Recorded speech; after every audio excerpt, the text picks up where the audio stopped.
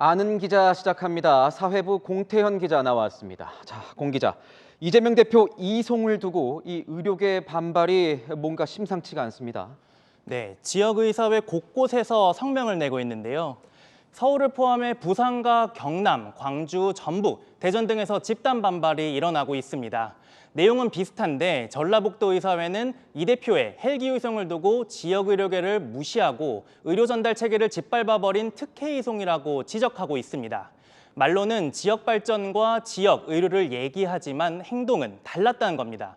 여기다 지방의사는 실력 없다는 메시지는 전국에 생중계한 것도 기름을 부었습니다.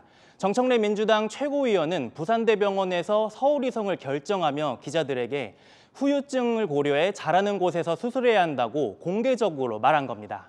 지금 보니까 이재명 대표 소방 헬기 이송을 놓고도 이 지역 응급 현장에선 불만이 나오고 있다고 들었습니다. 네, 안 좋은 선례를 남기겠다는 겁니다. 채널A 취재 결과 이 대표 소방 헬기 이송 이후 응급실 환자가 나도 서울로 전원 보내달라고 하는 것만 충남과 제주도 등에서 20건이 넘는다고 합니다. 서열이 높으신 분들은 그냥 뭐 헬기 타고도 가는구나 라는 메시지가 나가버렸으니 본인이 가지 못하는 거에 대한 분노를 현장에 있는 의료진들한테 쏟아낼 수밖에 없죠. 네, 서울병원으로 옮기게 해줘도 이번엔 공짜인 119 구급차를 불러달라 요구한다는 겁니다. 사설 구급차의 경우에는 부산대에서 서울대병원까지 60만 원이 들고 광주에서 서울은 48만 원 정도가 듭니다. 응급 상황이 아니라면 보통은 자기 돈으로 병원을 옮겨야 합니다. 안 좋은 선례를 남겼다. 경찰은 정당법 때문에 이 범인 당적을 공개하지 못한다. 이렇게 잠정 결론을 내렸다고 하는데 각 당에서는 이걸 어떻게 지금 바라보고 있습니까? 네, 일단 앞서 보신 것처럼 정당법에 따라 수사 중 알게 된 당적은 공개할 수 없습니다.